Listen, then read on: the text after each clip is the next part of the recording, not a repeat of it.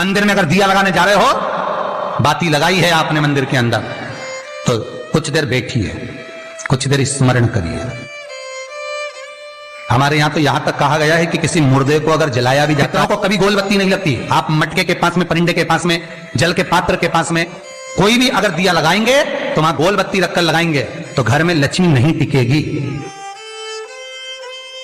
कई लोग कहते हैं कि परिंदे के पास, मटके के पास में, पानी के स्रोत के पास में जहां जल भरते हैं, हंडा रखते हैं, टंकी रखते हैं, वहां पर मटके के पास बत्ती लगाओ, दिया लगाओ, पितर शांत रहेंगे। तो पितरों को शांत करो, मना नहीं है, पर दिया लगाने का नियम है कि पितरों को अगर आप दिया लगा रही हो मटके के पास, परिंदे के पास, या अमावस्या के दिन पितरों के लिए अगर दीप लगा रही हो तो गोल बत्ती अगर लगाओगी तो कार्य कभी सफल नहीं होगा। घर में लक्ष्मी नहीं टिकेगी, संपदा नहीं रहेगी, घर में कोई ना कोई बीमार पड़ा ही रहेगा, धन आएगा जाएगा, टिकेगा नहीं। इसलिए पितरों के लिए अगर दिया लगाना है, पूर्वजों के लिए दिया है, तो कपाल क्रिया तक रुकना पड़ता है कि थोड़ा रुकिए, कोई पीछे से आकर कुछ कर ना जाए। दीप जलाने थोड़ी देर रुकिए। और दीप का भी नियम है महाराज, दीप का भी नियम है। दिए में जो फूल बत्ती लगती है, गोल बत्ती लगती है, गोल वाली, ये बत्ती हमेशा कोई विष्णु भगवान की पूजन कर रहे हो, शिव जी की पूजन कर रहे हो, कोई अन्य देवता का अगर आप स्मरण कर रहे हो तो गोल बत्ती लगाई जाती है। भगवान के मंदिर में पूजन कर रहे हो तो गोल बत्ती लगाएं। लंबी बत्ती, लंबी वाली जो बत्ती होती है लक्ष्मी की पूजन में, देवी पूजन में, जितनी भी माताओं की आप पूजन करोगे, जितनी भी देवियों का आप स्मरण करोगे, उसमें लंबी बत्ती का प्रमाण है। पितरों की पूजन में लंबी बत्ती का प्रमाण है। लगाना है पितरों के लिए अगर दीप लगाना है तो लंबी बत्ती लगाइए, लंबी बत्ती। महाराज लंबी बत्ती का प्रमाण हमारे यहां शास्त्र का, गोल बत्ती का प्रमाण। और सुंदर चरित्र कहा, यदि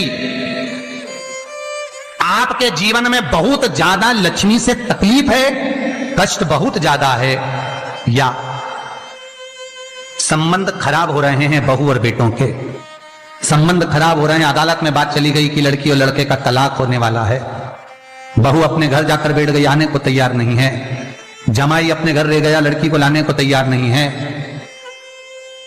सास बहू में आपस में तनमन चल रही है, प्रेम बिल्कुल नहीं है, या लक्ष्मी आती ही नहीं, बहुत कष्ट है, जमीन जायदाद पड़ी बिक नहीं रही, तो एक काम करना, इतना दुख अगर आपके जीवन में है तो कार्तिक के महीने तक रुको, और कार्तिक का महीना आए, त्रयोदशी तिथि आए, कोई सा भी हो, सोमवार, रविवार, मंगल, बुध, कोई सी भी त्रयोदशी, प्रदोष, कोई सी भी प्रदोष तिथि आए, उस दिन तुलसी की लकड़ी, पहले से तुलसी आपके घर में अगर सूखी हो, तुलसी सूख गई हो तो उसकी जो लकड़ी होती है, उस लकड़ी का 7 लकड़ी का बंडल बनाकर दीप बना लो। लकड़ी का दीप मतलब लकड़ी पतली पतली डालियों को लेकर कच्चे सूत से उसको बांध दो, और बांधकर घी में डुबक दो। कार्तिक के महीने में शुक्ल पक्ष की त्रयोदशी तिथि जब आए, प्रदोष का जब व्रत आए, उस दिन भगवान के मंदिर में, शिव मंदिर में नहीं, भगवान किसी भी देवता के मंदिर में, विष्णु के मंदिर में, नारायण के मंदिर में, कृष्ण मंदिर में, राम मंदिर में, किसी भी मंदिर में, मंदिर ना हो तो अपने घर के मंदिर में शाम के समय पर उस तुलसी की लकड़ी का दीप, दिया भरकर उसमें घी डालकर जो दीप प्रकट कर देता है, जला देता है, दीप को प्रज्वलित कर देता है, उसके घर में कभी संपदा की कमी नहीं होती। महाराज विष्णु पुराण में स्पष्ट लिखा है। इसलिए शायद कहा जाता है कि भगवान को सर्वश्रेष्ठ कौन सा चंदन अच्छा लगता है। आपको पहले भी कथा में कहा, आगरा की कथा अगर किसी ने सुनी होगी तो उसमें वर्णन किया, भगवान को सर्वश्रेष्ठ चंदन कौन सा, भगवान को सर्वश्रेष्ठ चंदन कौन सा प्रिय है, वो कौन सा चंदन है जो भगवान विष्णु को लगाएं, राम को लगाएं, कृष्ण को लगाएं, वो कौन सा चंदन है जो श्री हरि को लगाया जाए। तो जीते जी भगवान विष्णु एक बार गले लगाते हैं, उसको कहते हैं हरि चंदन। कौन सा चंदन है? हरि चंदन। हरि चंदन बाजार में नहीं मिलेगा, हरि चंदन आपको बनाना पड़ेगा। कैसे बनाना है?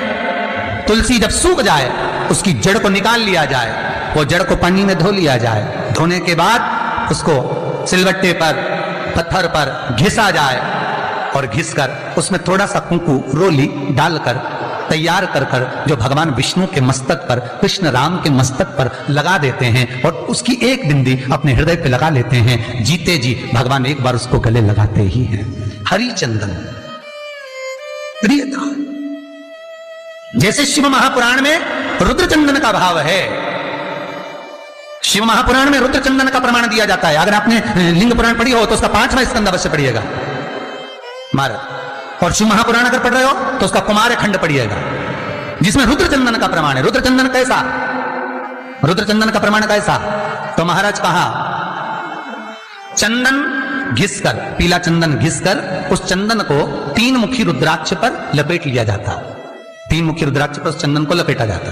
लपेटोगे उसके बाद उसको ऐसा गोल करोगे तो एकदम चिकना हो जाएगा, एकदम चिकना, ठीक है, एकदम चिकना हो जाएगा। और उस चंदन को आप शिवरात्रि के दिन, और कोई से भी महीने की शिवरात्रि, किसी भी महीने की हो, सब फलदायी होती है। अगर आप पंचांग में देखेंगे तो शिवरात्रि लिखी हुई आती है, हर महीने शिवरात्रि पड़ती है। किसी भी महीने की शिवरात्रि पर रुद्र चंदन, अर्थात जो चंदन का आपने 3 मुखी रुद्राक्ष में लेपन करा है, उसका गोला बनाया है, वो चंदन अच्छा मोटा मोटा कर लेना, अच्छा बढ़िया, ऐसा नहीं थोड़ा बहुत ही लगा, पूरा रुद्राक्ष दिखना नहीं चाहिए, पूरा लपेट कर उसको शंकर के शिवलिंग पर ले जाकर रख दीजिए और फिर धीरे धीरे शंकर भगवान का जल अभिषेक करना प्रारंभ कर दीजिए। वो चंदन पूरा धीरे धीरे शंकर के शिवलिंग पर डलना चाहिए। शंकर के मूल मंत्र श्री शिवाय नमस्तुभ्यं का जाप करिए।